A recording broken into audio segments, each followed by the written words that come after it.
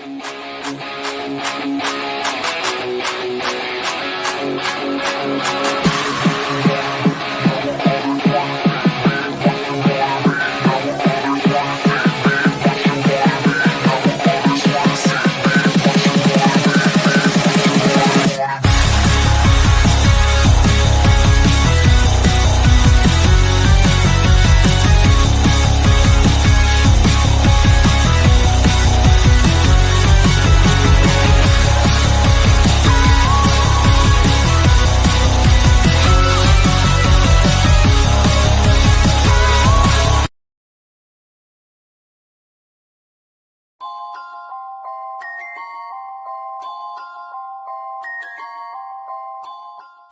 talk about playoffs. You kidding me?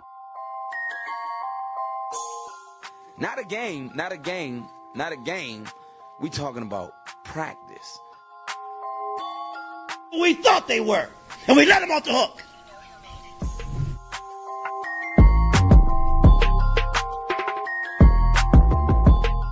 Decide a different league, I'm coming. I'm flat out coming. It's my quarterback. And if you guys do that, man, it's unfair.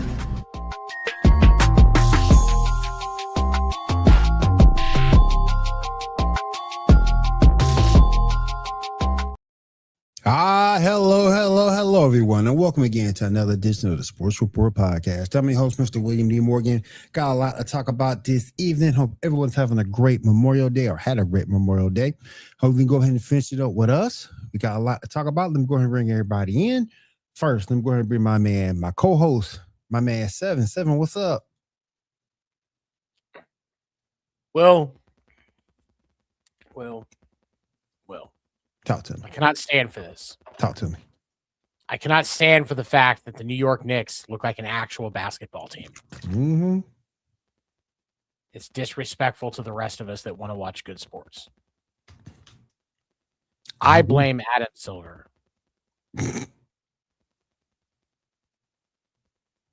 going to ask a question later about the Knicks. Rage isn't here, but I'm going to ask that question. But in the meanwhile, I'm going to bring in the second person of part of this married group with us tonight. Bring my man Ando in. Ando, what's up? How you doing? Seven, I'm going to pose a theory to you, sir. If you had the largest, or arguably the second largest sports media in the United States, between that and LA, you have the very abysmal New York Jets, New York Giants, Brooklyn Nets, New Jersey Devils, who are technically a part of New York, but they live in New Jersey, the New York Rangers, the New York Islanders, the New York Yankees, and the New York Mets. Of the four professional sports teams, the New York Knicks are actually giving something New York fans to cheer about, besides the Yankees. But fuck the Yankees. I think you and I can both agree, fuck the Yankees, right? So if there's a New York media team that I want to root for, it's going to be the Knicks. Because you got nothing else to root for. What are you going to be, a Jets fan? Your jerseys are burned by the third week of the season because you know you're not going anywhere. And the Giants, minus Jackson Dart and Cam Scattaboo, when he's not ramming his head into fucking walls like Gus Frerotte did back in 97, giving himself a freaking concussion the way he did, let the New York media have something to cheer about. And this is why I am pulling for the Knicks, and I'll explain that later. Will, thank you for the introduction, man. Greatly appreciate it. Also, I got to ask, because people may not know this, how was the game last week, Seven? Well, we'll get into that. All right. Before I bring in my next person, I just want to say one thing. They're up right now, 171. Jesus. Fourth quarter, 10 minutes and 31 seconds left to play. I'll say it one more time. Fuck the Knicks. No, fuck the Yankees. We are not fucking the Knicks. Fuck the Knicks. We are not fucking the Knicks. We are not. Fuck them. Can't stand it. Look, you're just jealous that the right blue and orange team, not named the Mets, are winning games.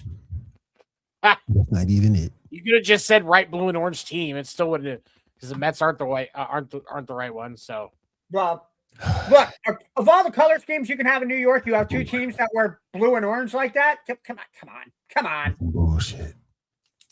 Carson, how you doing, man? Welcome to the stream. What's up? Let me go ahead and bring Hold my on. man in. Is that Carson or is that Dak? Because the other Prescott goes by Dak with his middle name. So are we going to call him Dak? Let me bring on the other I'm other overshooting man. here. I'm sorry. Let me bring up. You good? Let me bring in the other person. The other two guys actually, because he just logged on too.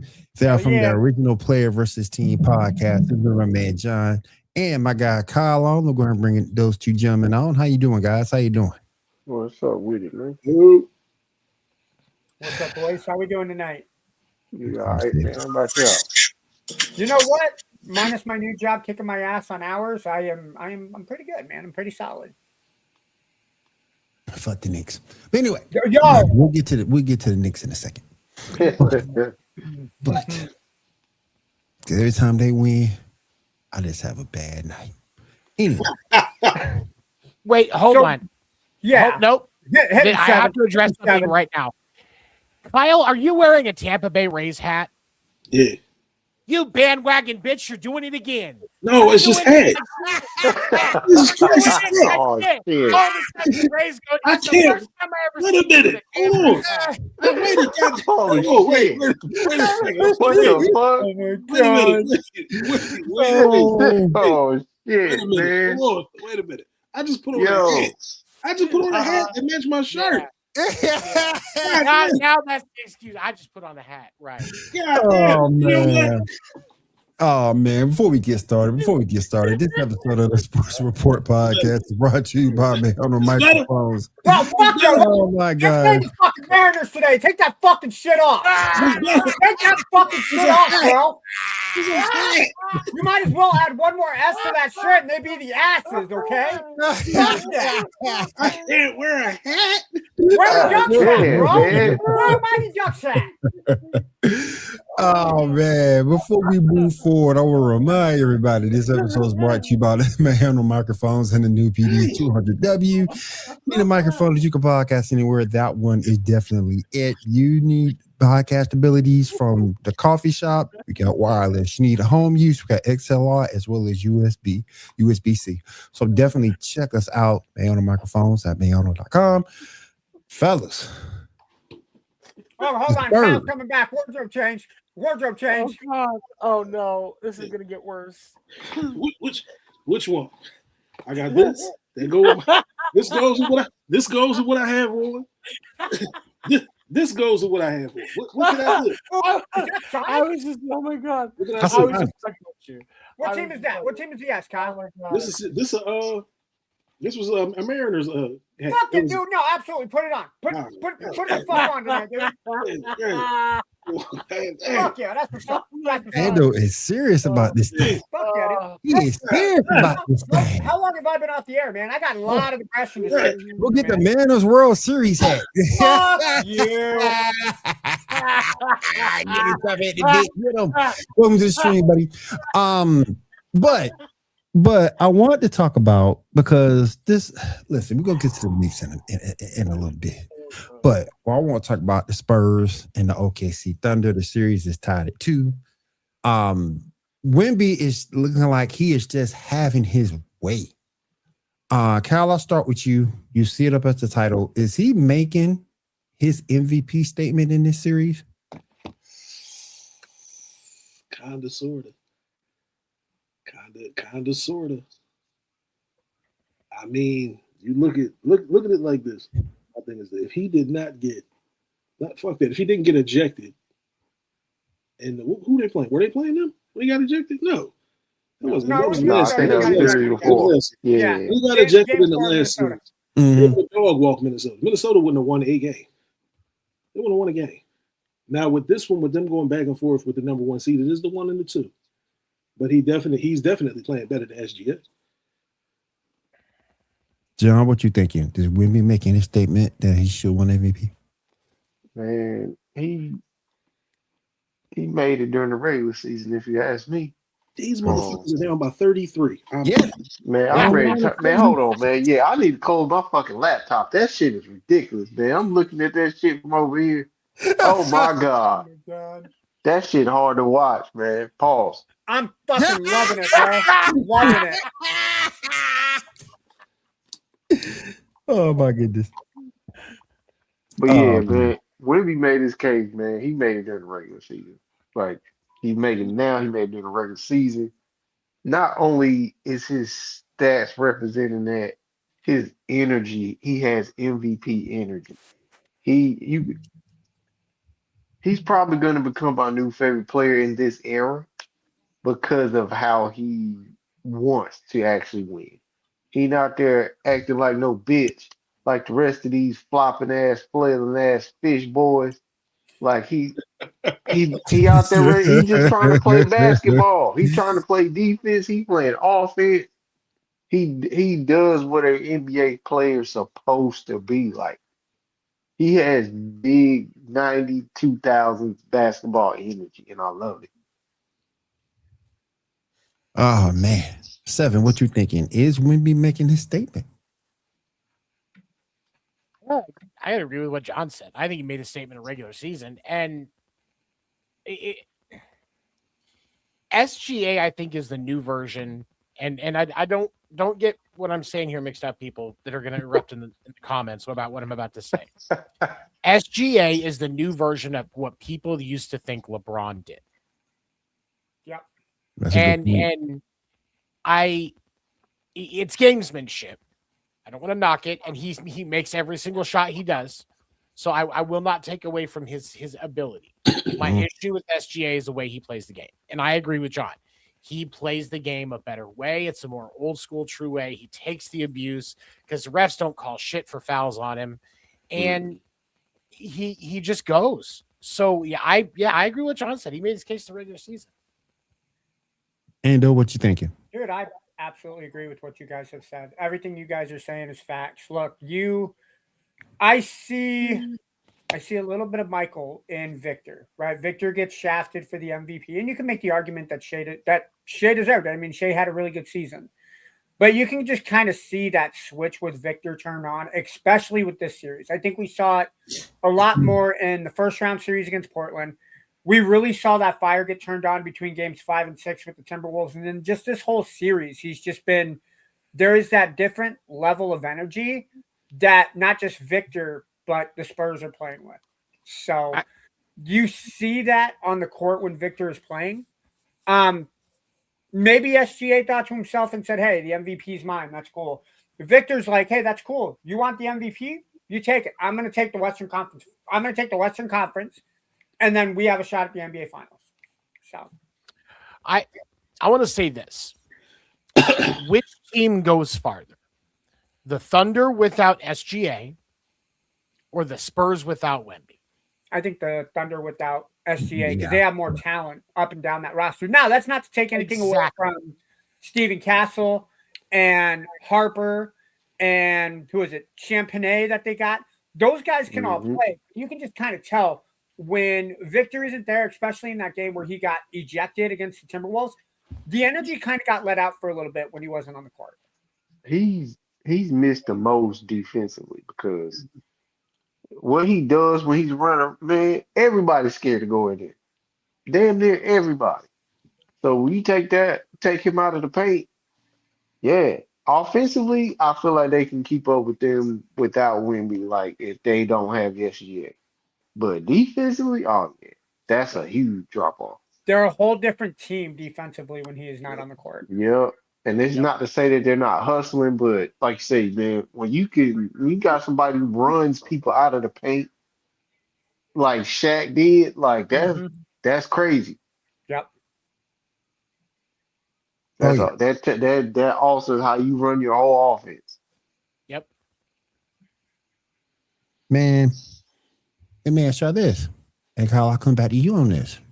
Do you have an issue, because it was brought up earlier this week, that people have a problem with the way SGA plays? Do you have a problem with the way he plays? No. The 7th point. No, I don't have an issue with it. My thing is this: you're looking, all he's doing, he does what. Remember, James Harden used to do it too. Yep. James Harden used to do the same thing. James Harden did it so much that they changed the rules up again. They did, the Harden rules came into effect. with the foul shooting. Shea is not. It's not as egregious, but it's similar. But I don't have an issue with it. It's basketball. At the end of the day, I don't care. John, you got an issue with where SGA is playing the game? I'm gonna take it one step further, Case. LeBron started that bullshit, not James Harden. No. Let me not say it that way. I'm sorry with the flopping.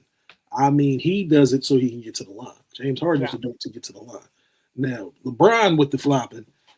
Listen. We gave him his flowers last week, so it's back to slander again. Oh. Slander this week. We gave him his flowers last week. I'm just saying, LeBron started that shit, but most of the time when you saw James Harden drawing those fouls, he was driving the basketball. Yes, you're right. Most of the time. Yeah. SGA, it's every shot he takes. Yeah. Every time every shot. Every time you drive in the lane, you should not end up on your back or on your tummy. Like, you're a professional athlete. You should not be ending up on the ground after every single. If you go in on a simple layup and somebody tries to block you, you should be and then fall off camera and nobody can fucking see you, and then you'd be like, oh God, they called a foul. Okay, I'm fine. James was crafty with that shit. He hooked people's arm and go up with it, and then they get the foul call. And they get the foul. LeBron and SGA. They're flailing, flopping all over the goddamn place. Like that, to me, that's just a little bit different. Yeah, LeBron flops like a fish, more than a fish. Yeah, SGA does too. SGA be flopping like a whale. Damn spaghetti noodle, bro. He be flopping like a whale. 4th of July weekend. I'm there telling was you, seven before you go. He's a fresh spaghetti noodle. He saw. When Colin Cowherd comes out and says that SGA ends up on the ground, what was it? 35 to 42% of his shots increasing in series. That I think it slows the game down because you're calling fouls when they don't need to be called. I'm an advocate of during the playoffs, let them play. Don't be calling ticky-tacky bullshit penalties. Yeah. And that's what SGA is doing. He's having the refs, because of how much he is influencing the game, is forcing the refs to be like, that may be, we got to call it because it could be a foul. We much rather call it a foul and get ripped for it later than not call a foul. And I think it's slowing down the game. Just let them play. Now, the one with De'Aaron Fox the other day that they kept showing, that was egregious. That was crazy. Yeah. He didn't touch him at all. The only arguable thing was he was close to his landing zone, but SGA, he so what you're saying got is a way of making it look like it's somebody else's fault. So what you're saying is De'Aaron Fart let out some gas, waiting for SGA to land, and SGA was like, "Oh God, someone farted! I gotta call foul!" He crop dusted. Yeah. SGA was like, foul. That was foul. Meanwhile, we have, and this was before the series tonight, we had Kenny Atkinson, head coach of the Cavaliers. Christ. I'm sorry. While we're talking about the Cavaliers, they are now down by 39 points, y'all. Yep. 39 Yeah, all the backups are in the game, so they pretty much called 117 to 78. When Jordan Clarkson is your leading scorer on the team for the Knicks with 3 points in the fourth quarter, and you up by 39, nah. Now, all the backups are in. They know that game. Yep. Now, Kenny was saying that before tonight's game, due to analytics, they were really leading the series. What? They were really leading the series because of analytics, an analytical view. They were leading the series. I'm gonna pull this out of Seven's bag. Look, analytically, I've nailed every single hot redhead that has walked into Walmart. Analytically, I have nailed every single hot redhead. Doesn't mean I don't know have. if that's anything to brag about. Fuck you, John. They going to the Walmart, man. They could be looking back. Yeah. You could get an STD just from the thought of that, dude. I would. I'd be careful. You know what trailer park they coming from. Oh, I'm sorry. I didn't mean to say that. Oh, shit. I didn't mean to say that. My bad. You guys get my drift, though. My bad. I didn't mean to say that. I'm sorry. I'm sorry. No, because here's the thing. With the analytics, there's a reason. With shit. 42 points. analytics, there is data to support evidence. What you're talking about is a felony in most states because it's called stalking. Not if they come into Walmart looking at me, bro. Not if they come into Walmart looking at me. It's the analytics says this is the fucking Mickey Loomis school of GM. Exactly. Like, that is the dumbest statement you can have. You know, you are who you say you are. Guess what? The Boston Red Sox have the #1 defense in the league. They're also in the bottom 5 teams in the American League right now. Why? Because they can't win a fucking game. Analytics can say a lot of bullshit. That's why any coach that relies that much on analytics dies. And their career dies. And we wondering looking beyond the result. And we're wondering right now why they're getting destroyed by the Knicks in this game and this whole series. Can you throw up this comment? They coach fired. I was about to show that. Yeah, it's not Donovan Mitchell. He's not overrated. He's carrying this team. It's James Harden. 12 points, 33 minutes, Guys, 2 of 8. Nah. When you have that much stripper glitter in your beard, it's hard to run fast. It slows you down. Like, I'm gonna tell you, it ain't even all his fucking fault. Like they getting cooked. Like he might not be playing well on offense, but his coach is leaving him on defense to get cooked. Right, nah, bro. It is. If I am Cleveland, I am not putting any of the blame on Donovan Mitchell. That dude is balling his ass off. They can't hit shots, and because they can't hit shots, the defense suffers, and they can't do huh?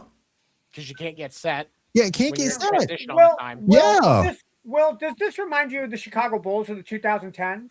It before does. Thibodeau took over, where they were nothing but a jump shot team? It does. It's great when your jump shots hit. You're a perfectly well-tuned team when you can get your shots to hit. But today they are shooting 41%. Of those 41%, of the 41% that they're hitting, they are 10 of 38 from beyond the arc. That is 26%. Cleveland is one player away from getting to the chip. And you know who that player? You know who that player is? LeBron James. Raymond. Ramarius Factarius James. LeBronathan. Used his formal first name, LeBronathan. LeBronathan, Lectarius Factarius James. Carrying him to wood. But nah, I believe you're right with that one, Case. That's probably exactly where he hit it. Yeah. He's going back one more time. My thing is this. My thing is, and I said this. He's taking his son with him. Exactly. He ain't got a choice. Too. He's gonna take the son. He's gonna get right up off of LA second. He gone. Now, he's fired. Now, I will say this because I said this in the pre-show before we came in together, and this is going to be a hot take, right?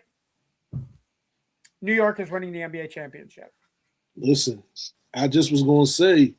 Here's why. If the Spurs handle business, that's a rematch of 1999. Agreed. Yep. But here's my philosophy and here's my reasoning behind this, right? The New York Knicks, barring, I'm not going to never say never, but barring a 41-point meltdown with the final 2 minutes and 22 seconds, because it is New York and shittier things have happened, New York would have won 12 straight playoff games. 12? 11. No. 11 straight. Remember, they lost 2 to the Hawks. They lost 2 to the Hawks. Nope. So they were 2-1. So they won 3 straight against the Hawks. They won 4 straight against Philly, and then they won 4 straight against Cavaliers. So 11 straight. Do you guys know what every single series had in common minus the Hawks? Because obviously it was the first round. They were playing teams that were frauds. They were playing that too, but the teams that they were taking on, hold on, the teams they were taking on went to 7 games. Philadelphia and Boston went to 7. New York swept them. Both Detroit and Cleveland went to 7. Then that series went to 7. New York took them out to the woodshed and beat them in 4. That was going to be my next question. This Western Conference Finals is going to go to 7 games. And I think anybody on the panel that says otherwise, I think you're full of shit. Because those 2 teams are going to beat the holy hell out of each other. New York is going to take what is left. It may not be a sweep, but I think New York wins in 5 or 6. Because both of those teams both of those teams are going to be completely tired, and New York is going to take advantage. I think that, and that was going to be my next question, guys. Is this sometimes just a difference between being a good team or going on a great run? And I'm gonna get your question in a second, Jay Suggs, because right now is this timing for the Knicks, or is this just the perfect run or the best timing? Kyle, I don't, it might be a mixture of both. I don't know what the fuck is going on right now, but the Knicks going to the finals is crazy. That's crazy work right there. And nobody saw it coming, and nobody saw this throughout the year either. I said last week, I told you, I'm sticking to what the fuck I said. They go to the finals. My ass will be in New York the next couple of weeks, just to soak in to see what that shit is like, just to see how these people running the streets, acting crazy because Knicks tape about to play tonight. And I got to be a part of that. And while we saying I told you so, I told you so, I told everybody, Coffee Sports in the Morning, James Harden was going to be the detriment of that team. You trust James Harden doing the playoffs? Okay. But John, what you thinking, man? Is this a great run or is this just perfect timing for the Knicks? Like Kyle said, it's a little bit of both. Because, like you said, ain't nobody see the Knicks going there. But at the same time, I've been peeking at First Take, and Cameron's been saying this shit. The Knicks be turning into the Knicks. They be giving out a bunch of false hope. But that's not a bad thing this year, man. The detriment to the Knicks playing in the playoffs this year is they didn't play the top two seeds in the East, and that's fine. But did the top two teams in the East deserve to make it? I mean, the Celtics gave up a 3-1 lead. The Celtics gave up a 3-1 lead to the 76ers. Do we really think that Celtics team could have beaten the Knicks? Possibly. But the way the Knicks have been playing, it is hard. It is hard for me to believe in the situation that we're watching with the Knicks right now that the Knicks could get beat by a Celtics team that is trying to reinstitute Jason Tatum. And even though they played with Tatum for 15, 20 games towards the end of the season, that wasn't the same Celtics team, and we saw that at the end of the year. Do we think the Pistons would have beaten this Knicks team? No. Well, I both said it that besides Kate Cunningham, who do the Pistons have? Now, I will say this. The Knicks versus the Spurs or the Thunder will be an absolute amazing test for the Knicks. And I think that proves whether the Knicks are real or not. I think the Knicks beat them. I'm gonna go to 7 real quick, and then I'm gonna address the chat. Go ahead, 7. Okay, so it was the perfect time. And I'm gonna go back to this because let's just look at the run that they've been on. They faced a Hawks team that didn't know they were good until they got rid of Trae Young, and they were still up and down through the end of the season. They faced a Sixers team that was already dead on their feet. Yep. And they faced a Cavs team that was already dead on their feet. And Detroit, we all knew they were frauds. I can't give any credit to this run up to this point because all they've done is exactly what they should have. And when we look at the test that they're going to face in the finals, whether it's OKC or San Antonio, they are going to get hit in the mouth. Either way, in one way, whether it's offensively or defensively, the Knicks are going to get hit in the mouth in game 1 and 2, regardless of how tired San Antonio or OKC are. And how they get back up is going to dictate where they go in this series. Because if they don't adjust, it's going to be over. And everybody's going to be going, well, this was another Knicks being the Knicks. This is where the test will show if the Knicks are legit or not. I'm going to argue because you said that the Knicks did what they should have done. Isn't that part of what you need to do is your job? Look, you show up. If you show up and do your job, you're going to do what you need to do and win. But you also could make a case they overachieved. But is that their fault? Is it their fault that they just put down 40 points on the Cavs? No, the Cavs allowed them. I am not saying that. What I am saying is the path that they have had was a lot easier. than what than what is really being acknowledged. Well, listen, all right. If that's the case, though, is it their fault? Because the teams that should have been there lost, and No, they didn't get to where they were because of injuries. No, That's the thing. They didn't beat teams that are injured. They just beat who they needed to beat. Right. But and you're right. They did exactly what they needed to do. So to that end, that's why it's the right time. And I will say right time because they have had the perfect path for them to succeed. My point is they haven't had a true test in the playoffs. And at some point you get complacent. 11 straight. You look at out of the 14, there's 12 wins and 14 playoff games. If I'm doing the math correctly on what they dealt with. So yeah, they've won 12-4. Yeah, because they're 12-2 in the playoff. Yeah. 12-2 in the playoffs this year. They have not faced a true test. One could argue being down 2-1 or being down 2-1 to the Hawks in the first round was a test, but that was more about even that when they were down 2-1. That was more about what they weren't doing that they should have been doing than anything else. So, yes, they've done what they need to do, but it's how they respond in the finals when they get hit in the mouth because it's inevitable.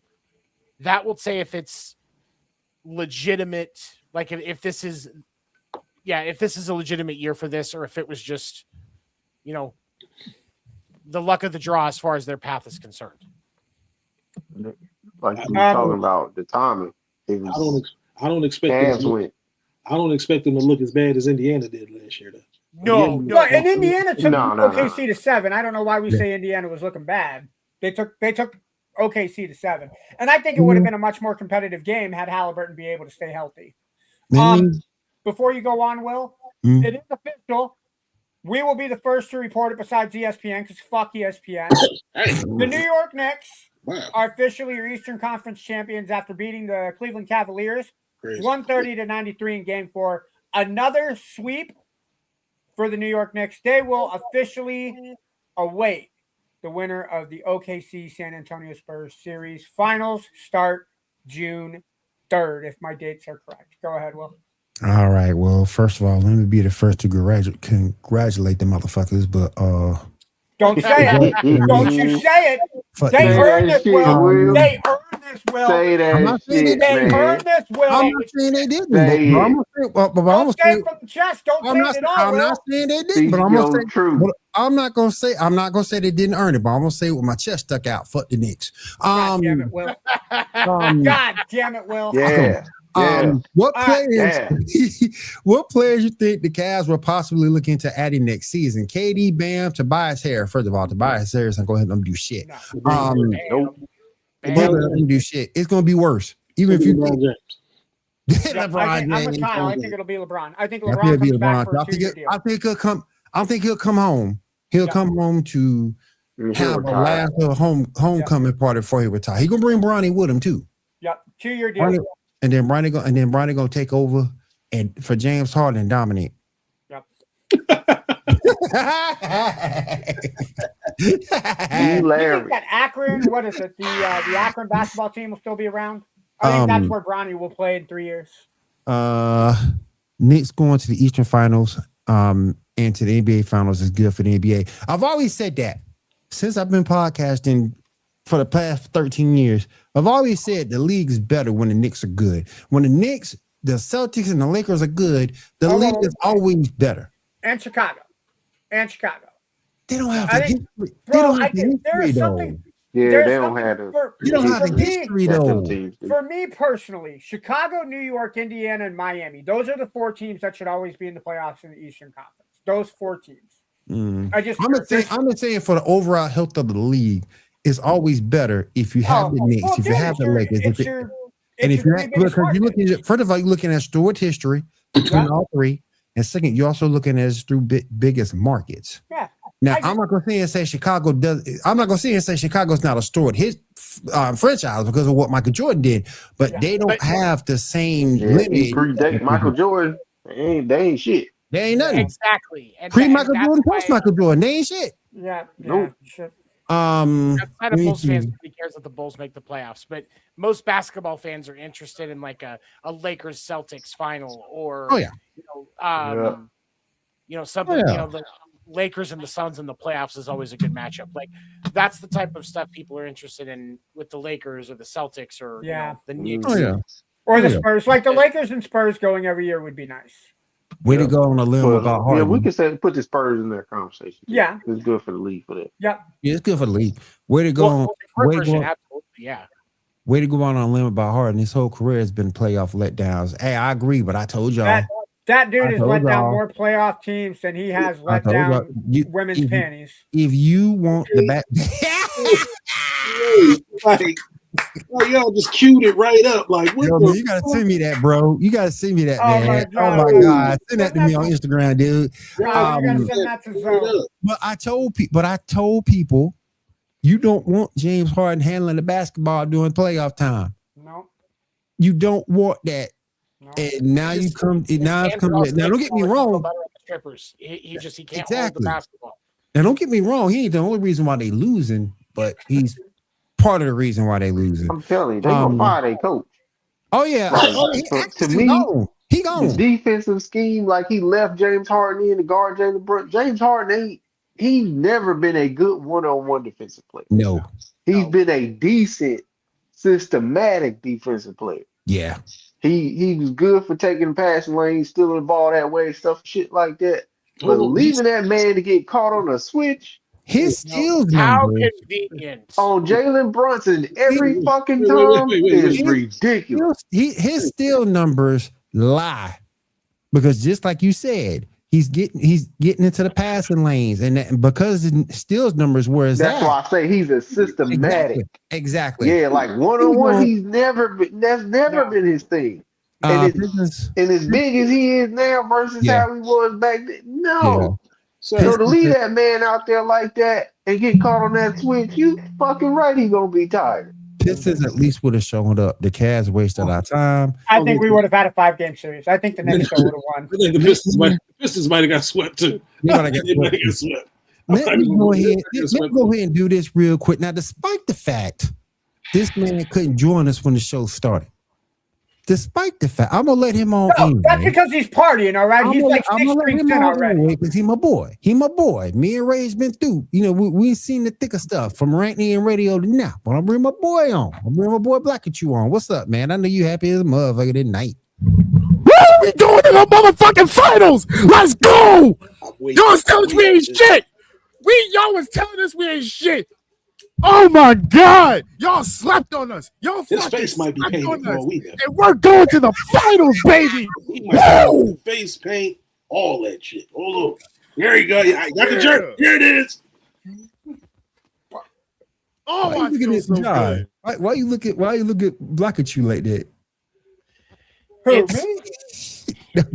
They probably still just can't get over the fact that he's in love with Brock Lesnar in a wig. I think that's No, you will not. You will not take my fucking sunshine. You will not steal my sunshine. Today is my day. It is our day. It is the New York Knicks day. Oh my goodness. The Knicks are in the finals. Congratulations to the Knicks. But I will say it once again. I'll say it once again. And Black and True is serious. You can hear me say it personally. Fuck the Knicks. I'm sorry, Will. Before we continue, Will. Black at you. Did something happen in New York today that I'm completely just flabbergasted about? What happened? Like I didn't catch the vibe that you were throwing down. What happened? What do you mean? I mean, can you do that rant again? I completely missed it, bro. Like I want to hear. Like that is fucking phenomenal. And short, and to get to the point, we're going to the NBA Finals. Yeah. Let me see. I wanted you on the show when I said it. I think the Knicks are going to win the final. I'll say it right now. I think the Knicks are going to win the final. Let me get back to the chat very, very quickly. Mitchell and Hard may not be injured, but they are soft. Like I said, I don't think this is Mitchell's fault. Anybody? I know it's Spanish. Can anybody? Something about Argentina. Okay, yeah. I don't know what that means. Maybe they got 27 burritos in Argentina. I He don't know. said something about Mono Ginobili. I don't know. Okay. If the Knicks win it all, they earned it. But will they have the staying power? Does it matter? All you got question. You just got to win 4 more games. That's it. And then it's a whole new start to another season. Then you Against the defend your Spurs, Okay, I have no idea what that means. Is that Nintendo?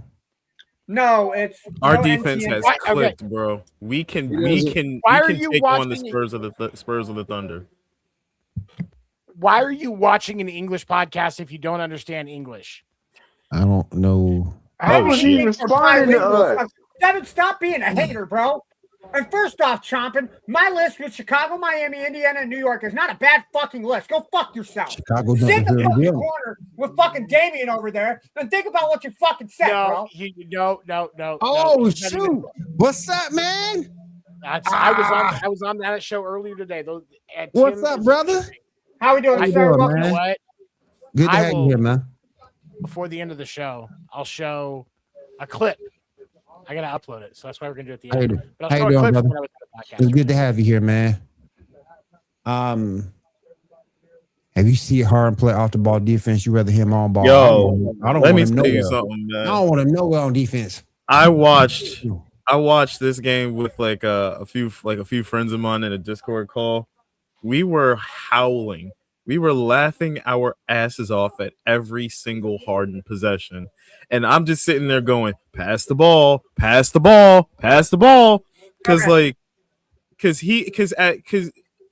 I was like, Harden, they have a chance if Harden, instead of trying to play ISO ball and jack up threes, he could be a facilitator. Pass the ball. But no, he just kept jacking up them threes, kept playing ISO ball. His ball handling tonight was shit. Yo. Harden is terrible. Part of it is coaching too. Hey, look at you, pull your Linsanity jersey up. I wish I still had my Jeremy Lin jersey. I got my Mellow jersey in the closet. Hold on. Thinking about that. Give me just a second, guys. Hold on. I just bought this Nat Clifton jersey too. I saw you were talking about that in chat. Would the Knicks beat the Suns though? Beat the Spurs though? Spurs. We could take the Spurs. I don't think so. I don't think so either. We'd be playing like that. Stephon, where they played last night, bro. They got that kind of fire for 4. They got that kind of fire in the 4 games. But our defense has gotten better, man. Our defense has improved. I'm gonna ask you, Rage.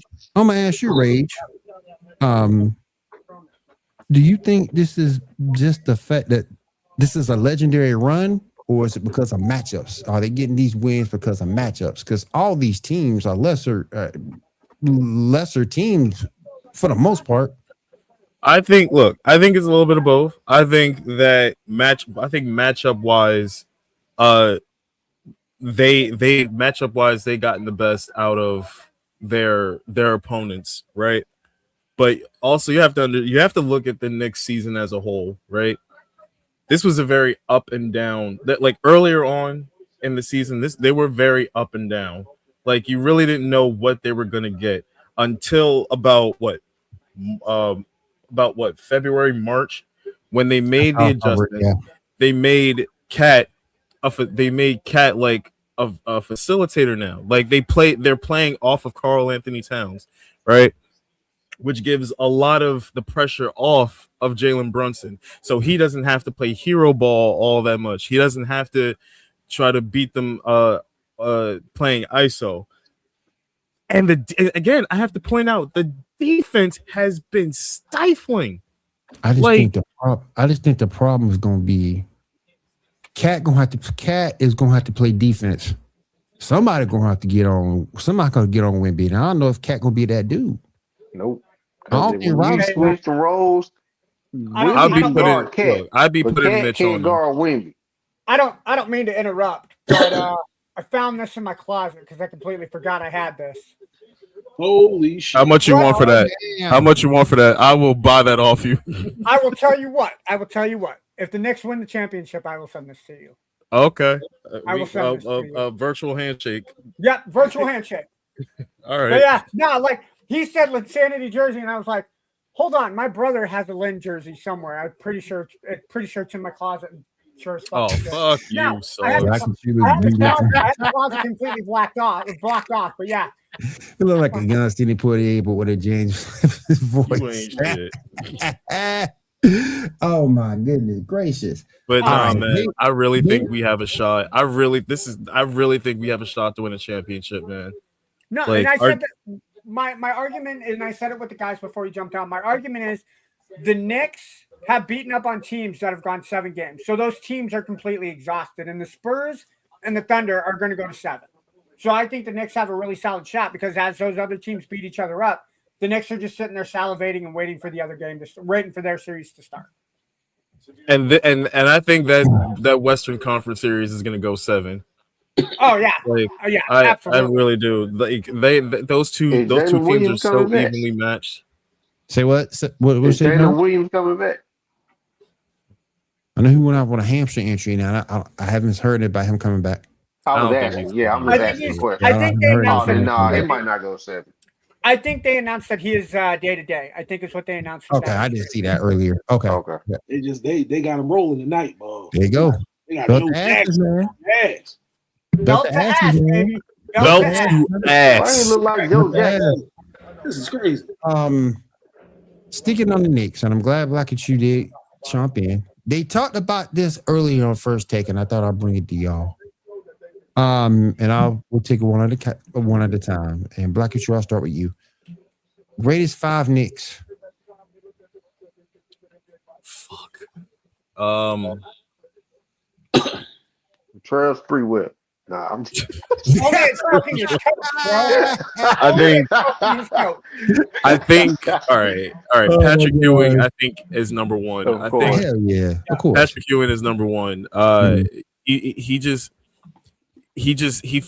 put in a culture that really carried the Knicks into like another decade. Into it, Yes. I think okay. Not third. Second, Walt Clyde Frazier. I mean, I was about to say that is without question. Yeah. Third, Charles Oak. Anthony Third, Mason. I'm gonna say Stephon Marbury. What? That's interesting. Fourth, I'm gonna give that to Melo because I think I would put Melo over Stephon, bro. Wait, what'd you say, Ando? I said I would put Carmelo over Stephon Marbury. Oh, okay. Woo. Okay. To me, it's close. It's close because You heard what I heard, Willie? I heard that. Stephon was such a guiding light. I know all that. Like Stephon was such a guiding light in the worst Knicks years, right? Bro, Melo turned the Knicks into. I'm gonna let you finish. The Melo turned the Knicks into box office, right? They weren't the greatest team, but they were a show. They were there. They were a good team. They were a show. They made some playoff runs, but Melo made them a show. Fifth, I think I'm gonna put JB there because JB was such a difference maker when they signed him. Kyle, what you thinking? Who's JB? Jalen Brunson. Oh, okay. All right. All right. Kyle, what you thinking? All right. So if we're just gonna go off of me, so I'm gonna go Walt Frazier first. Patrick Ewing second. My uncle used to always talk about Willis Reed. That's 3, right? Yep. Yeah. We'll say Melo for iconic. It would be Melo. Melo would be 4. 5, I would say John Starks. Oh. Okay. John. Me, it was a toss up between Clyde Frazier and Patrick Ewing, of course, but I go Patrick Ewing then Clyde. Third, I'm gonna go Melo. Okay. Then John Starks. Okay. Oh shit. Fifth.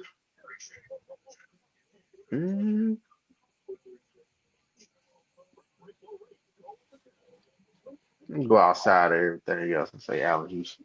I was about to look. I had him at 6. Yeah. I'm going Allen Allen Houston. Houston. Yeah. Ando. All right, I'm going to go with David Lee as my number 1, Bill Cartwright at number 2, Julius Randle. Nah, I'm doing totally joking. I wanted to see you guys' response. Nah. Oh shit. Yeah, You no. said David Lee. I heard that name is God central. damn, boy. God damn, David Lee, boy. Here, let me just It'd have get been the something entire. if he didn't get hurt as much, man. Damn, I hate that. Let me just go with Isaiah Thomas's complete lack of smartness with his team, and I'm just going to pick all of Isaiah Thomas's players. Nah, Patrick Ewing, I'm going to go number 1. I watched him play. I personally liked Larry Johnson. I thought Larry Johnson, when he played with the Knicks, brought that. Yeah. Well, I thought they brought like that intensity. I thought that was really good.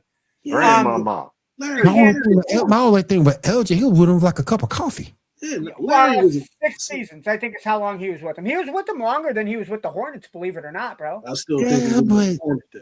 I don't know.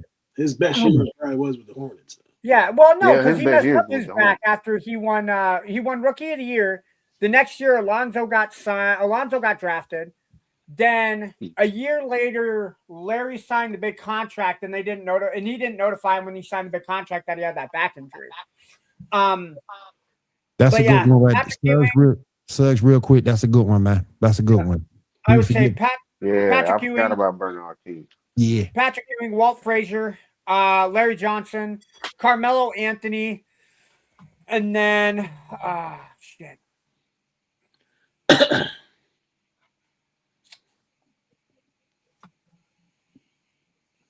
Yeah, I'm gonna go. Yeah, who I got? Ewing, Frazier, Johnson, Melo, Earl Farrell. Yeah, I mean, pick and choose. Bernard King, Willis Reed. Hell, I mean, David Boucher. He was a great rebounder with the Knicks. Maybe not there for a long time, but he was a good rebounder with the Knicks. I'm gonna go. You know what? I'm gonna go Ewing, Frazier, Reed, Johnson, and Melo. That's my 5. 7.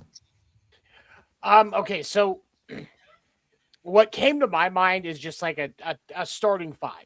Okay, so mine might be a little different than your guys. Patrick Ewing, obviously center. Clyde Frazier, point guard. Willis Reed, center and power forward. And this is where I was going to use Earl of Pearl, Suggs. Earl the Pearl Monroe at shooting guard and then small forward Melo. Okay. That's a squad. Makes sense. Yeah. And then I would put Oakley in at my 6th man. If they win the chip, Jalen Brunson definitely going to top 5 Knicks all time. Yep. Jalen Brunson needs a goddamn statue outside of MSG if they win. Just like this, right? Just like this. But I think somebody said they had a problem with Marbury. I guess I kind of see Marbury from an impact standpoint. Yeah, impact. Stephon Marbury made the Knicks his presence on the Knicks turned the Knicks into more of an international. I remember. I remember that. You're right. That was his shoe brand with Starberries. I know Ray had. He made the Knicks international brand. You had a couple pairs. It's those Starberries were you damn right. I had some Starberries when I was a kid. Yeah, it was alright. I couldn't do it. I'm sorry. What? What's wrong with the Starberries? Oh man. Oh come on, man. Man, I'll take a pair of Starberries over some LeBrons real quick. I ain't never owned a pair of LeBrons either. I haven't done that. I've never owned a pair of LeBrons. Never. And a lot of people say that's the difference between him and Jordan. Jordan, people wear his shoes. Oh my God. Don't nobody wear LeBrons. Yo, I'm so poor. I got to wear the Walmart branded basketball shoes. That's how people know I rep at the park, man. Starberries was in Walmart. Yep.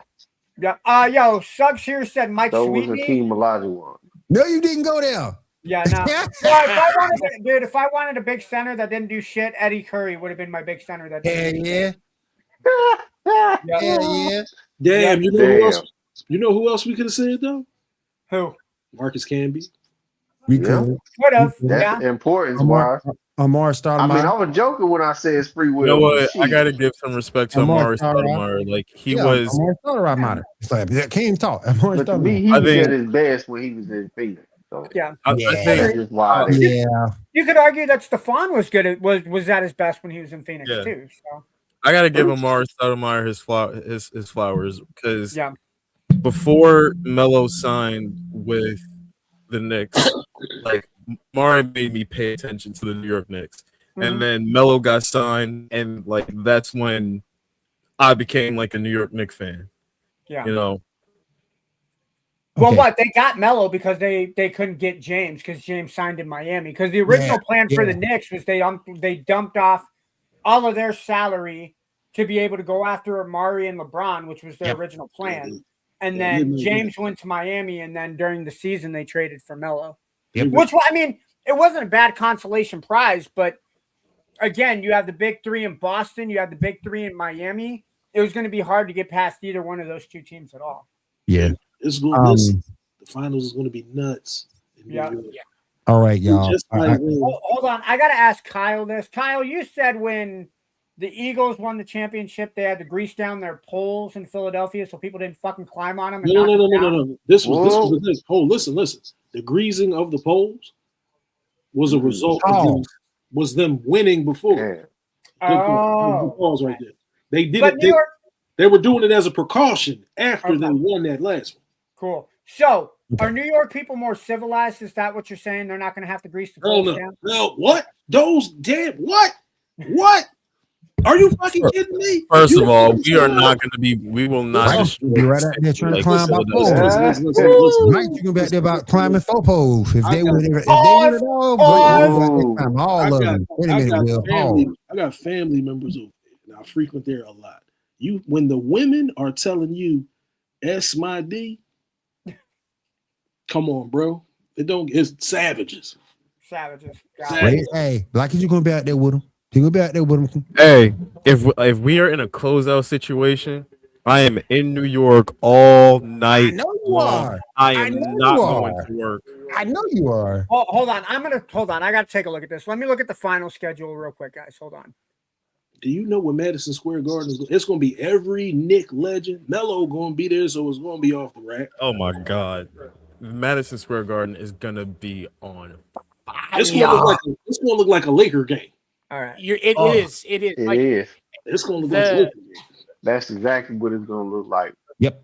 Spike Lee probably done lost it by now. Somebody go check on Spike, please. Somebody check on Spike. Oh my goodness. I did want to switch over to the NFL. Hold on, real quick. So we can't do a live show on Monday, June 15th, because Game 6 of the NBA Finals, if it's necessary, will be in New York Tuesday, June 16th. So it's possible. We doing for Blackachew to be in New York Monday night, or to be on the show here with us, talk Monday night, go to New York, watch the Knicks win the NBA Finals. If they take it to 6 in New York, I'll be on my phone. Okay. Yeah, we doing a show. Damn that. I gotta say, we may have to push the sports we may have to push the sports reports to Tuesday night just to get a live reaction from Blackachew from Madison Square Garden. Oh my damn, they ain't worth it. Damn, we're not. The fuck it's not, bro. You know how many live viewers? Every other word out of World Cup is gonna be fucked. That's the city is gonna be crazy. Blackachew gonna be up crazy. Nah. You ain't missing my Tuesday. Nah, you missing my Tuesday, boy. Hell no. Hell no. Blackachew, I got your back, man. I got 6. If game 6 happens, Tuesday, June 16th, I got your back, man. Not fuck the Knicks. Go Knicks. Whoever they beat in the Western Conference Finals. Oh my God. Let's fucking go. Honorable mention, fuck the Knicks. I do want to go into the NFL, a couple of things in the NFL real quick that I gotta touch on. I got to. First of all, and I said this in our chat, no one should be surprised by Jackson Dart. And the reason why I say that, the man is from Utah. The motherfucker went to Ole Miss. Why is anyone shocked that he backing Trump? Why? I mean, I don't understand. It's in his nature. Saquon went to the White House. Yeah. Saquon was there. Yeah. Lawrence Taylor was there too, couple of decades ago. I mean, I'm not surprised. I mean, he didn't even tell it to make it so bad. He knew he messed up because the Giants didn't even find out till afterward. The Giants ain't find out till afterward. Look, yeah, if you go to Utah to Ole Miss, that tell you, yeah, that tell the you writing's something, kind of bro. on the wall, I'm man. just saying, we should not be shocked by what he did. We should not be shocked by what he did. Now, if I'm gonna be shocked when he brought the Giants' name into it, I was shocked by that because they normally don't bring their team name into it. But he brought his team's name into it. Go ahead, Sam. Yeah, he should have left that out. I'm just gonna ask a question. So this week are we on the we're not supposed to listen to what athletes talk about, or this week are we supposed to listen to what athletes talk about? Because frankly, it's not football season. Jackson Dart could be fucking every Kardashian under the sun. I wouldn't give a fuck. I don't care. Hold on. Before Chester fucking Cheeto himself on a goddamn press tour, and I wouldn't give a fat flying Chester fucking Cheeto. I don't care. Like it's. Why do can I just just talk about this guy's political opinions? Can I add on to that? This is why I hate the NFL offseason. And this is why I even more hate ESPN now that the NFL has a stake in them. Because it seems like the NFL journalists, ESPN, NFL Network, they really try to dig for shit to talk about. And it kind of fucking annoys me. Because it's like we go from the Super Bowl, right? And then we get to the draft, and now they spend that entire period talking about what team is gonna pick what prospect and da da da da da da. Okay, now we get through the draft.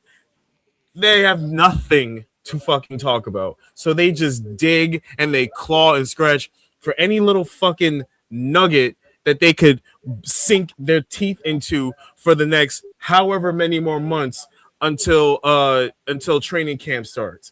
Or theory topics. Exactly. Look, when off season starts, I don't want to hear about any of your sports. I don't want to hear it because all you're gonna do is talk about bullshit. Go ahead, Ando. So I got 2 points I need to make. 7, are all the Kardashians moms? Because apparently that's all Utah dudes bang are moms because Zach Wilson was banging people's moms. Jesus it must be, you know what? And then Zach Wilson went to the Jets. Jackson Dart is now, he's a New York Giant. So it's a thing from going from Utah to the New York market. Maybe. I don't know. Second off, look, New York has been dying for sports articles, right? I mean, all you got are the Yankees, which 7, cue me for saying fuck the Yankees, right? Fuck the Yankees. But what else is there to talk about? I mean, the Mets are fucking the Mets, right? They're just fucking garbage.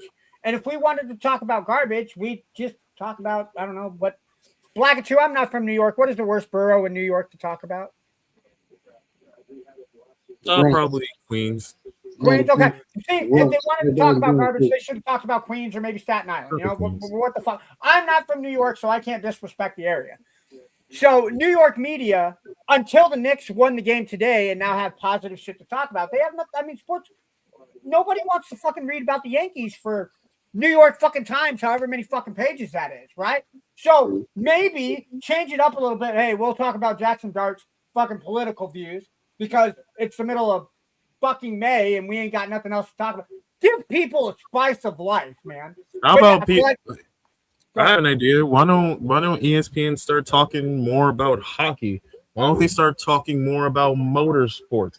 You know, the world doesn't revolve around the NFL and the Cowboys and the NBA and the Lakers. We haven't said it yet. Fuck Jerry Jones and fuck the Cowboys. Oh, I agree with that. Agree. Totally agree. I agree. Yo, look, Totally agree. ESPN, if you're watching this, Why is ESPN barely making a mention of the fact that the best team in the NHL all season long, the Colorado Avalanche, are getting their asses handed to them 3-0 by John Tortorella, my former head coach of the New York Rangers, and the Vegas Golden Knights? Why is no one talking about that? Because they fucking beat the Ducks and fuck the Vegas Knights. I don't want to hear about the fucking Vegas Knights. That'd be like the Athletics beating the Mariners and us talking about the fucking Athletics off goddamn. I don't want to talk about the fucking Athletics. I'm just saying, man, Colorado's been the best team all season long, and they're getting 3-0'd by the Vegas Golden Knights. And the interim, I have to stress, the interim head coach, John Tortorella. I just think that they look for major things in the news cycle, and a lot of the lesser sports get ignored because they're not within that particular news cycle. But that's a good point. That's a fair point. That is a fair point. There's other things for you to go out there and talk about. You got motorsports, you got NHL. To a lesser degree, you got WWE as well. You could talk about. While we talk about motorsports, can we give a kind of a remembrance or a moment of silence for Kyle Busch passing away this last week? Because that was definitely sad. If you guys did watch Sunday's race, the Coca-Cola 600, which was supposed to honor our men and women for Memorial Day, which is why the Coca-Cola 600 is held on that weekend. NASCAR did lose one of their, I would say, probably more predominant drivers this last week with Kyle Busch, who died at the age of 41. Complications with pneumonia led to septic, which he passed away from. NASCAR did a very, very awesome remembrance for him at the race on Sunday. Hats off to his family. NASCAR is taking care of them very, very well. I may not have liked him as a driver. I thought he was kind of a pompous asshole. But at the end of the day, he did have a family that was left behind. Yes. And I'm one of those people that even if I don't like you, I don't think you deserve to die in any way, shape, or form.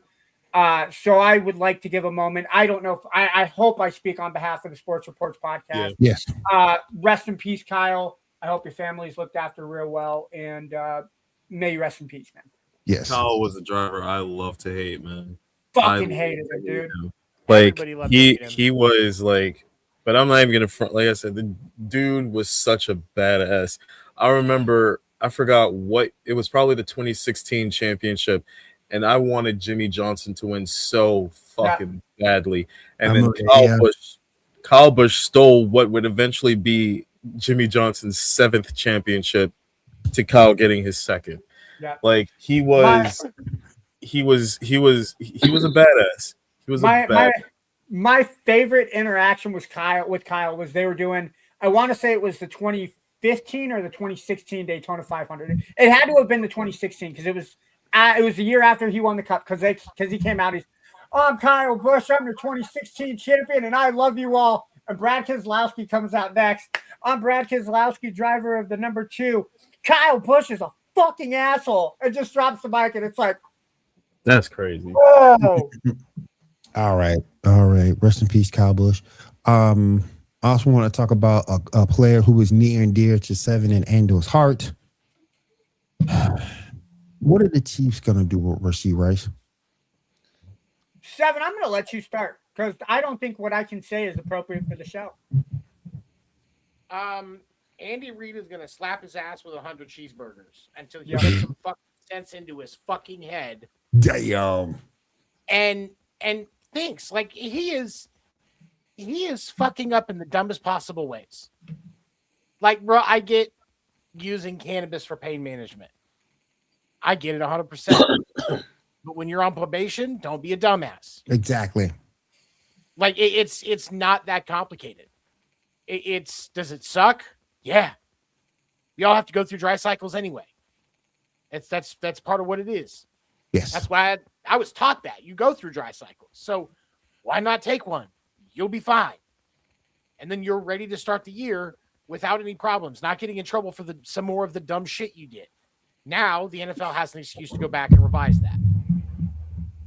And all you're doing is hurting your team. Yeah. Like, if I'm the Chiefs, it's a conflict. Do you move off of him? Do you try to see if somebody else will take him so that he's not your problem anymore? Or do you just accept the fact that you're going to only have him for about 12 to 15 games a year because he's going to do some dumb shit in the offseason and just hope that you get everything you can out of that 12 to 15 games? If it's even that many, because the more shit that he gets into, the longer those suspensions are going to be. So you're talking 12 games this season, if not longer, because he's recovering from knee surgery. Mhm. He's got to serve his 30-day suspension. And I don't think you can stack those on top of each other. So you have to recover from the injury first and then serve your suspension. So if there's any complications with that surgery or injury, that's more time that's being added for him coming back, which is going to throw off the rhythm and timing that he has with Patrick in the offense. I'm going to say cut my losses. Find out if there's a team that can take him. You don't need that negativity in your locker room. This is the first year that you haven't made the playoffs in 10 years. Get off of it. Find a player that will fit the scheme and the reputation that your team can withhold. Move forward. That's all I'm going to say. Hold on, and here's where that comes into a conflict, because the Chiefs' offense is predicated on having a speed receiver on the outside to pull that secondary back.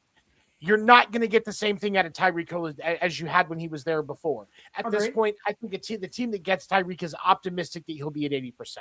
Yeah, like that's the optimistic part after recovering from his injury. So who do you really get? Can you really replace that speed option, or are you now, if you move off of him, you have to completely retool your offense so that you can try to find a way to pull that shell back to give where Patrick Mahomes makes his money, getting those inside throws to move down the field so that shell really comes in and he can drop that long shot. That's where Patrick Mahomes makes his money, and it's hard to replace Rashee Rice, and that's where the problem comes in. And I can go with that. But put Xavier Worthy, who I think is faster than Rice, put Xavier Worthy in where Rice is at. Absolutely. We have Remigio, who's our kick return specialist. He played pretty good at the end of the year as a receiver. Throw him and Thornton in and have those two take the slot, because you're still going to have Travis Kelce and Noah Gray. You're bringing in Noah Gray, by the way. What's that? I like Noah Gray. Yeah. I think you have enough people. And if you can trade Rice for a couple draft picks, that's fine, and pick somebody off the waiver lines. I'm sure there's a good receiver that's not Tyreek Hill that the Chiefs can sign. But I think you use Worthy as your deep threat. He's got faster speed, and I think he's more reliable than Rice has been. You need Rashee for the way that this offense is going to be built, the way that they have it tooled right now. You're using Rashee Rice on the inside because he's going to be able to cut and do more of that improv that Patrick Mahomes needs from at least two of his receiving individuals, so Kelce and somebody else, so that he can open up the inside more. Okay. And when you lose that on the inside, you're making it harder, and you're still having to reach for that scheme, right? Because and I think that Rashee Rice's benefit is he does better under coverage than Xavier Worthy does. Yes, and that's the benefit of having Xavier Worthy on the inside, is because it's easier to get him open with his speed and agility. Yep. And Rashee Rice can't cut the way that Xavier Worthy can. He has much better feet. And so it makes, to make that move, while on the surface it can make sense, it causes more problems with the scheme and the way that Andy Reid's going to run this offense. Yeah. The top two free agent wide receivers that are available, according to ESPN, is Stephon Diggs. I don't think Diggs is going to have the speed. I also don't think Diggs fits the culture that Kansas City has.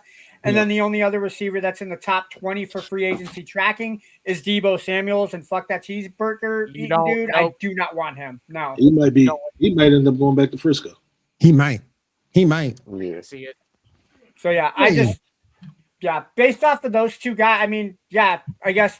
All right, Seven, you talked me into taking my step back. All right.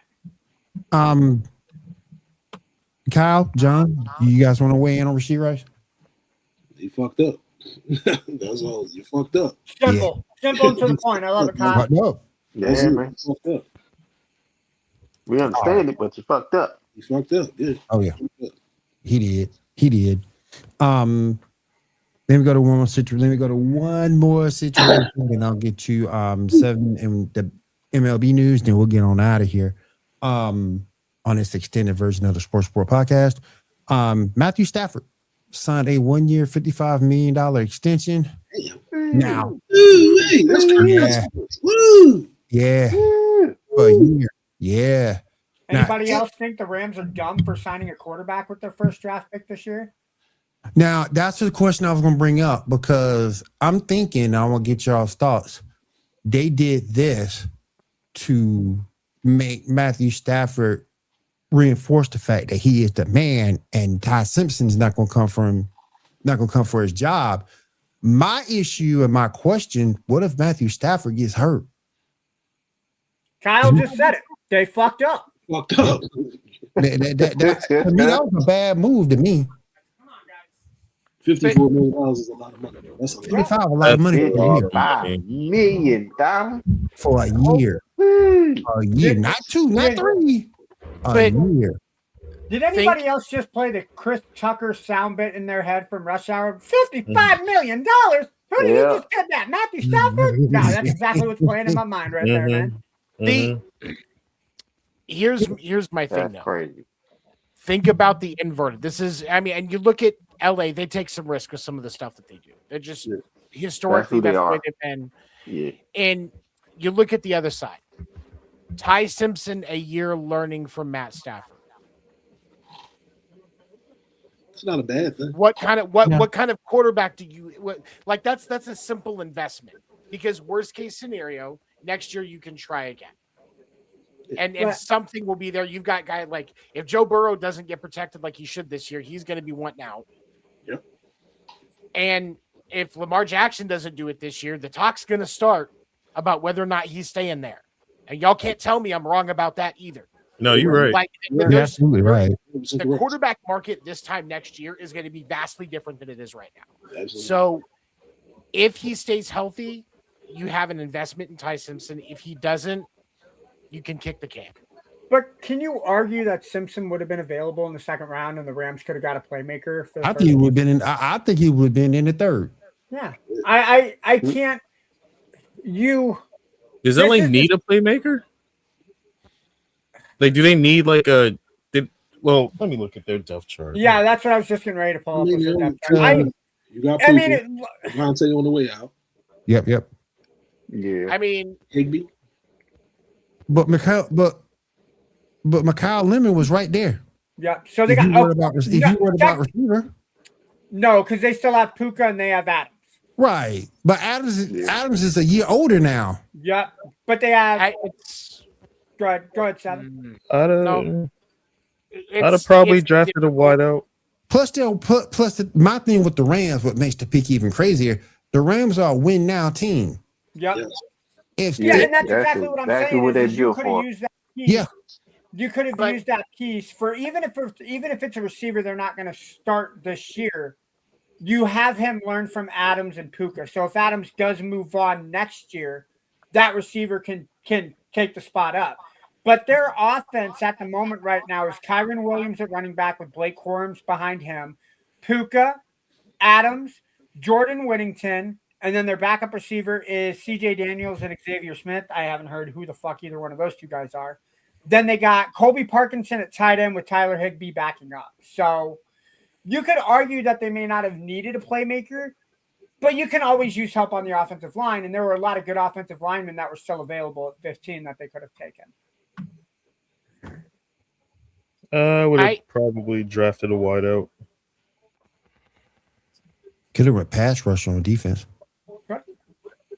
Yeah. Look, if the Rams Mm-hmm. if the Rams win the Super Bowl if the Rams win the Super Bowl next year, all of that is in vain and we're blowing smoke. That's all there is to it. But I think there are a lot of questions about the Rams that I think you could argue Ty Simpson was not the necessary first round pick that they needed.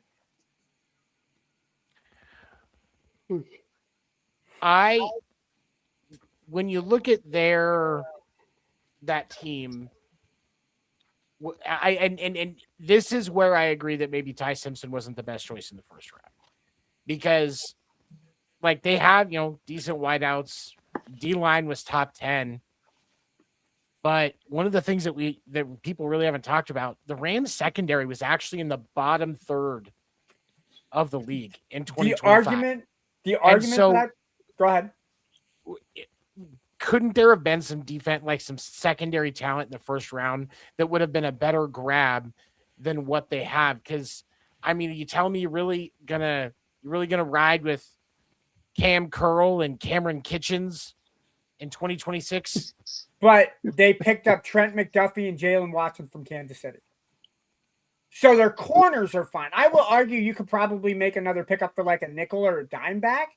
But before the draft, they picked up Trent McDuffie via trade, and then they signed Jalen Watson. So in that aspect, I think their secondary is going to improve based off of those two guys alone.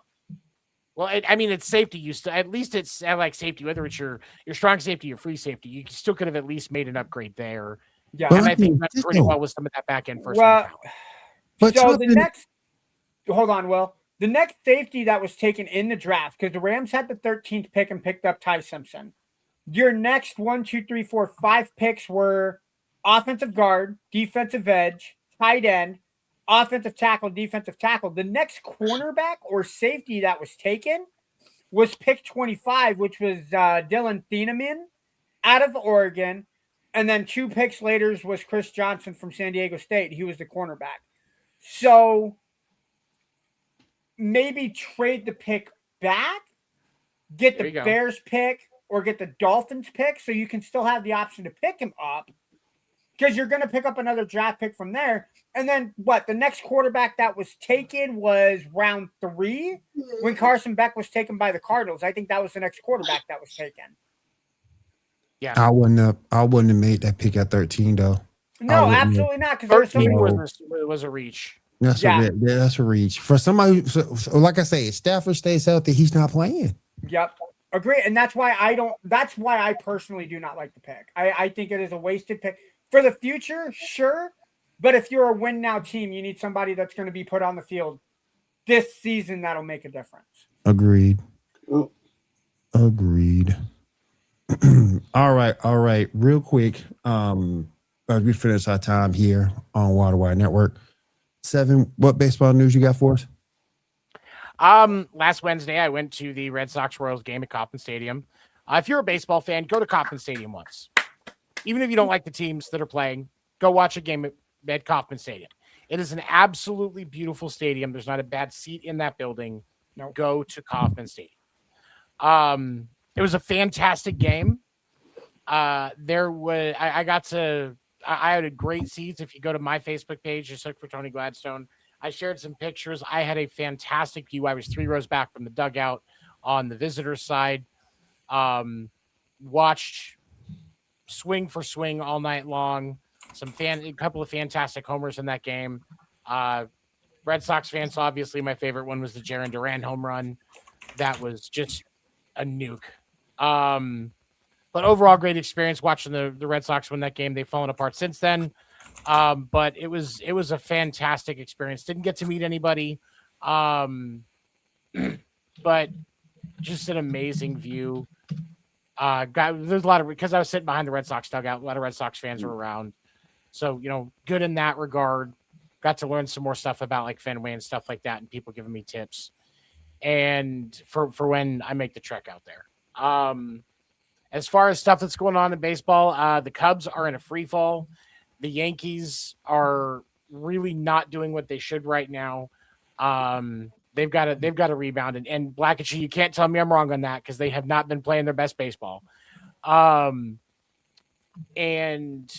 there has been that tonight there was a combined no-hitter. First one since 2024. The Astros pitching staff threw it. It was the starter and 2 relievers. Yeah. And then Imai, I think is how you say his name. Imai Tiatsu. Yeah. Were they banging trash cans? Those fucking deadbeats. And then another thing that I saw, and this happened earlier today, one of my new favorite pitchers, the pitcher for the Milwaukee Brewers, his name is Jacob Misiorowski. They call him the Miz. Is that the guy? He threw 57 pitches today that were 100 miles per hour or more. 57 pitches of 100 miles an hour or more. For those of you who don't follow baseball that closely, that is stupid good. Yep. A lot of your top tier pitchers today can't do that. They don't have the arm for it. They would blow their arm out. This kid is a special talent, one of the bright spots on that Brewers lineup. How old is the kid? Do we know how old he is? 21, 22. He just got called up the end of the last year. Okay.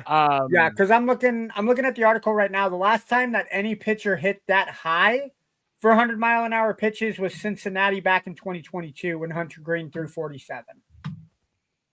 Yeah, like that's not a common thing. No. Yeah, it's going to come sooner rather than later. There's no way the rate that he's throwing like that, it's going to happen. And is he going to be able to maintain it when he comes back? Honestly, I like the Aroldis Chapman method.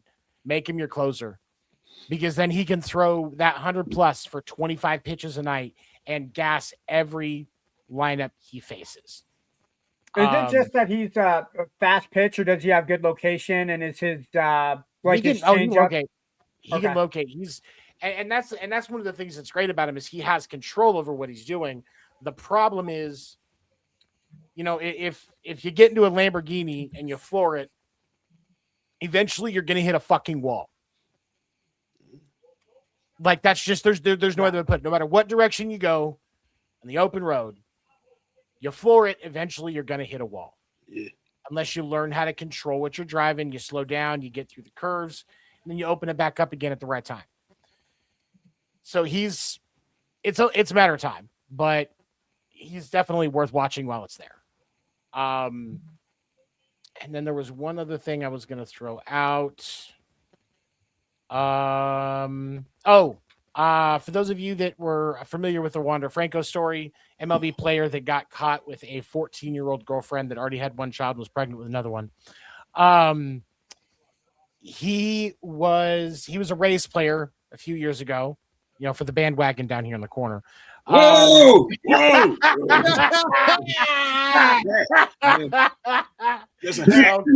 Oh my gosh. But no, and he got the initial charges that he had gotten charged within that. He got found guilty, but he was basically given a deferred sentence, and he didn't serve any jail time. Today, he got found guilty and sentenced for psychological abuse of a minor, but he will not serve a sentence for it. That is bullshit. That is some bullshit. He's getting off scot-free. That's some bullshit. For grooming and sleeping with a 14-year-old girl. Who was 12. She was 12 when the relationship started. That's some bullshit. Yep. Throw his ass in the fucking wood chipper. Put him, as Stephen A. Smith says, and I don't quote him that often, put his ass under the jail. Yep. That's some bullshit. There is not an amount of time that he can get, and he's buying his way out. Boy. Lock him up. Because it's the Dominican Republic. They're pretty open about it. You spend enough money, you can get out of anything. Fuck that. That's some bullshit. And that's exactly what he's doing. Full sentencing is not till mid-June. June 16th. Okay. So I guess all right. So there's a chance he gets some time, but good. He should. If they're not even locking him up at this point, it's give him much time as possible. Probation. Like I mean,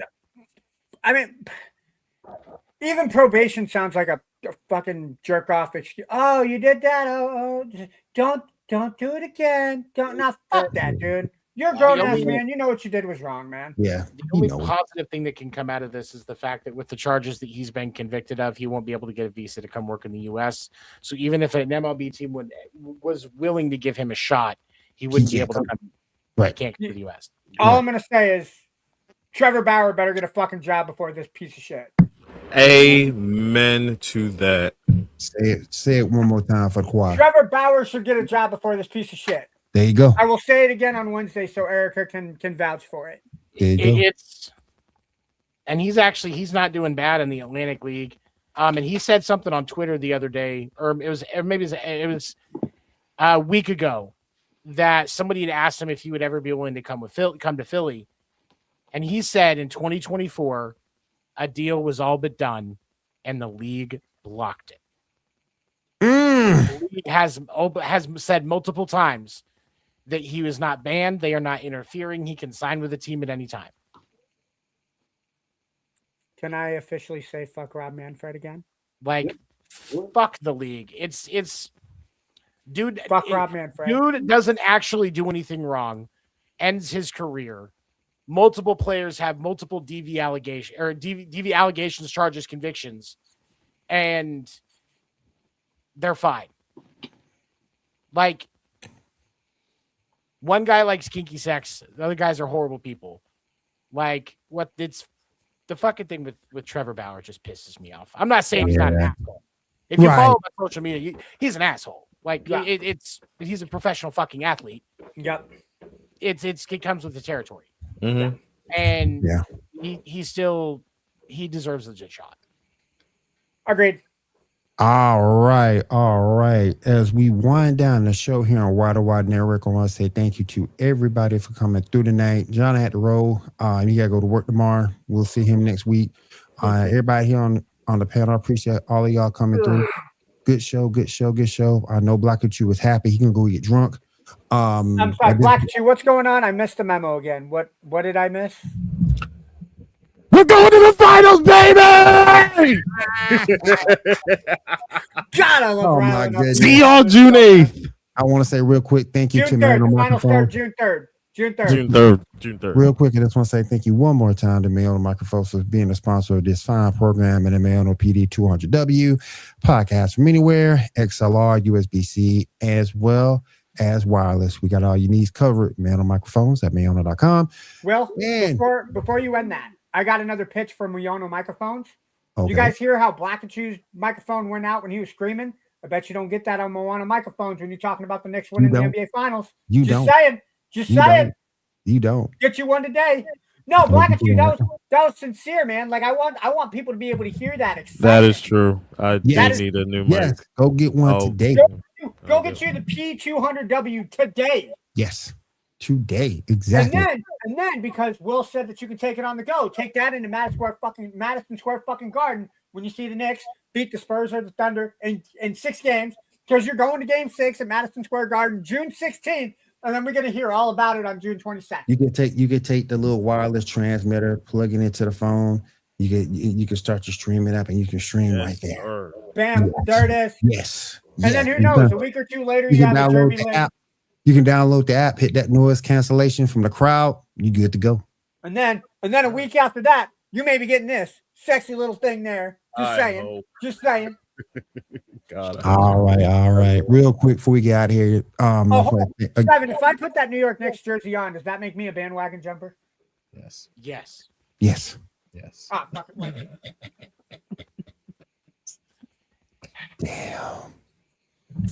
Damn. Anybody got any my last? basketball team sucks, okay? Here we go, Nick. Here we go.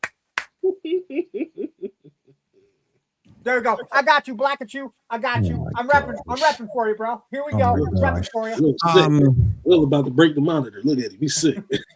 I'm sorry, Will. You got something you want to say? Will? This is disgusting. This is orange and blue skies, bitches. Orange and blue skies. This is disgusting.